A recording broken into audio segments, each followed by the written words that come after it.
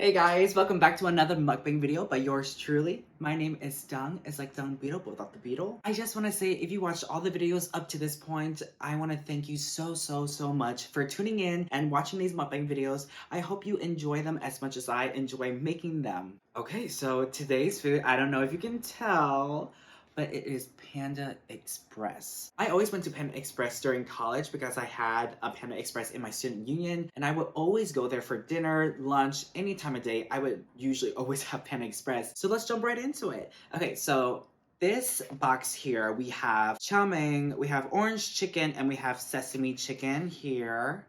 And then we have some crab ragoons, right? This plate, we have broccoli beef, honey walnuts, and chow mein. I just love noodles. I'm a noodle person, so I didn't really get rice because it didn't interest me, but double the noodles, double the satisfaction. And for today's drink, I have kombucha in the flavor of blood orange by Synergy. I need to balance this out somehow. So this is what we're gonna do. I actually didn't love kombucha at first, but my roommate was really into kombucha and she let me try some. And then after that, I just started drinking kombucha. So that's what we're having today. Alrighty guys, go grab your dinner and come eat with me. Gotta start with the nudes. Noodle. Gotta start with the noodles. All right.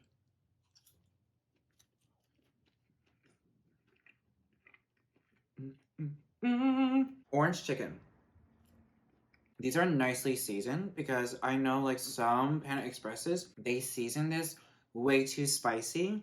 I don't know what sauce they use, but I remember this time where I had Panda Express and I got orange chicken. It was kind of oddly very spicy.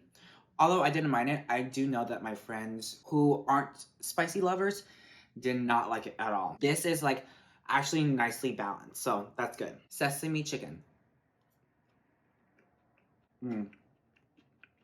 This is beef broccoli. We're gonna get a piece of beef and a piece of broccoli. I don't know, something about like just having veggies with your meat and like sauteing it with the sauce is so good. And I just love broccoli in general. So now guys, this is the honey walnut shrimp. I am obsessed with this.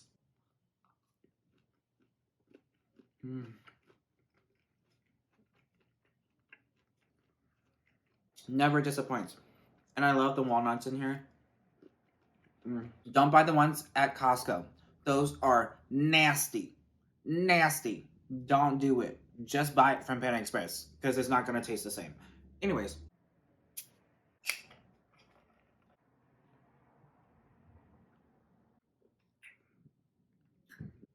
That's good. I like that. This is my first time trying this flavor. So today I wanted to talk about something that I've seen recently on TikTok a lot. And it's the conversation around, does not knowing your mother tongue make you any less of that culture?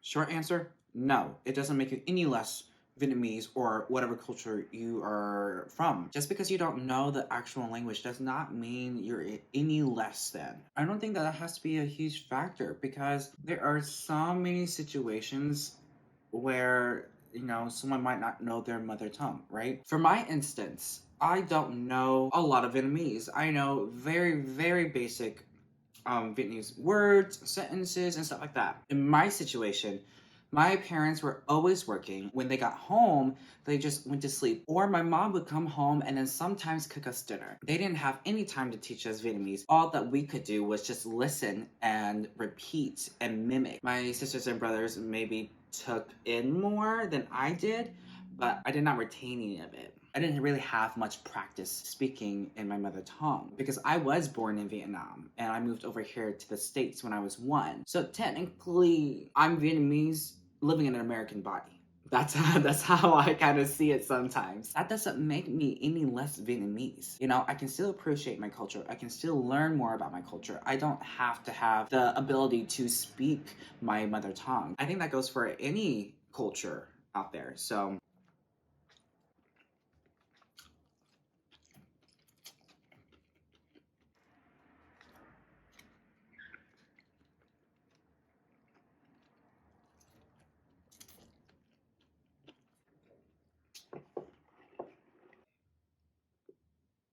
I will say though, not knowing my mother language did have a factor into why I lost touch with my own culture. As a child, I hated when people spoke Vietnamese to me or just with each other. I just didn't like the language. I didn't like other people speaking it. I didn't want to hear it. Just all this type of stuff, right? And I just didn't have an interest in going to the temples. I didn't have interest in being Buddhist. I didn't have any interest following any of those values that my family had tried to push onto me. And it wasn't until recently where I found out that I didn't like any of that stuff. It disinterested me because of what I associated the language with.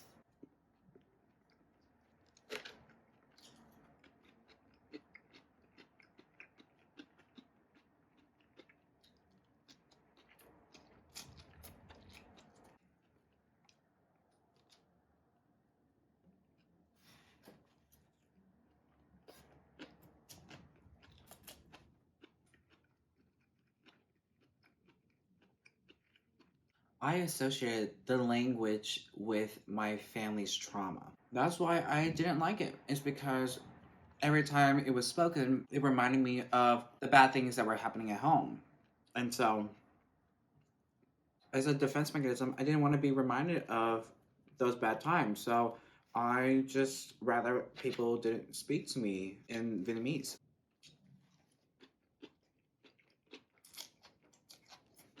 Over time, I would just slowly forget all of the things that I could retain. So then, after a couple of months, my Vietnamese would just be bare minimum. So as my ability to speak Vietnamese kind of become basic and my disinterest to learn and retain more, my Vietnamese was almost to a toddler's level.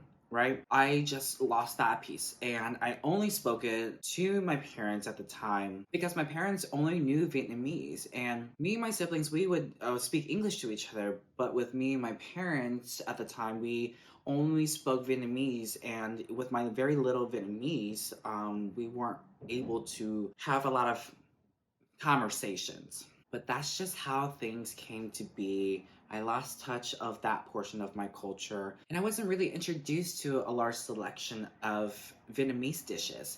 My parents only really cooked a few selections of dishes and would have it on rotation. So even in that aspect, I lost some of that too. However, that doesn't make me any less Vietnamese. I'm still Vietnamese. You know, I can't take the Vietnamese out. Okay, so you know how I love sauce. This is a sweet and sour sauce for the crab ragoon. Not crab ragoon. These are cream cheese ragoon. But I really hate green onions. But I'm gonna just suffer for tonight for you guys. So we're gonna dip it into. You know I don't dip. I scoop. But hmm. What's interesting about this sauce is that it's not your typical sweet and sour sauce. It's more citrusy. There are large hints of orange citrus in here, which I don't mind at all. I actually really like that. And it pairs well with the cream cheese inside. With all that being said, you're probably wondering if I ever gotten back in touch with my culture, and the answer is yes.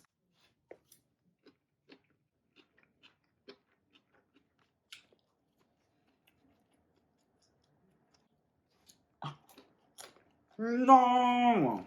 It wasn't until I came to LA when I started becoming more interested in learning more about my culture or trying to relearn the language. And that is because I got a job serving at the pho restaurant, which I mentioned in my first video. Because of that job, I've gotten so much more interested in wanting to learn. I think it was because in the beginning, I did feel a little embarrassed because I was Vietnamese and I didn't know the language, and the kitchen staff doesn't really know any English. So every time they would speak to me, they would speak to me in Vietnamese, and I would only catch like maybe half of the sentence or something like that.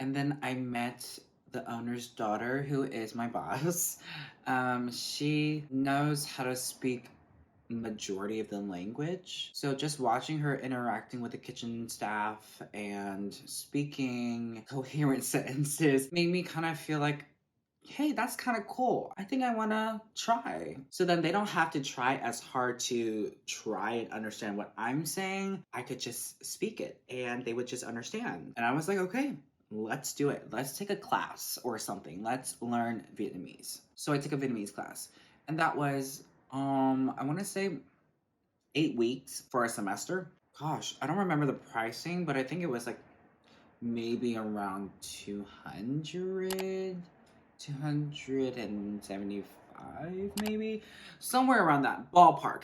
We only met every Saturday at noon, and we went from noon to 1:30 or 1:15, maybe something like that.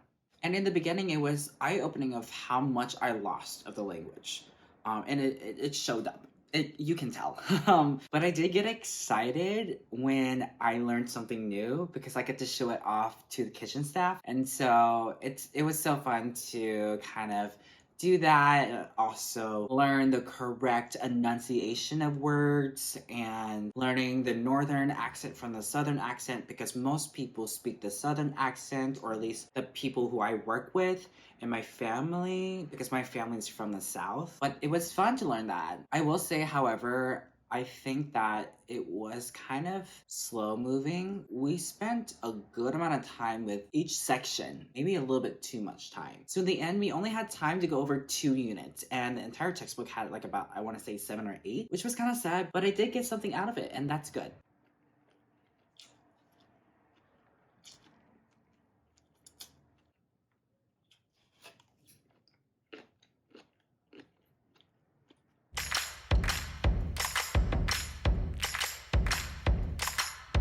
Not only did I take Vietnamese classes, I also followed some TikTokers and consume a lot of content with the language being spoken. And that really helped with me just listening and trying to see if I could understand some of it, which was awesome because I could understand some of it, or at least a little bit more. And that was exciting because you can then see progress. But I stopped taking the Vietnamese class and I continue with the TikTok consumption. TikTok is such a app to learn so many things.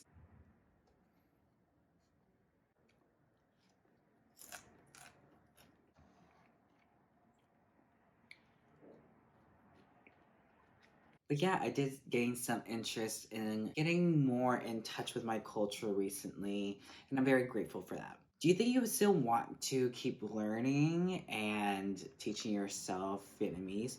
Yes, of course. I think with time and more exposure I get with people who speak Vietnamese outside of my family, I think the more interested I would be in wanting to learn more about my culture and the language and stuff like that. So yes, I'm still interested, and I think I will continue to be interested.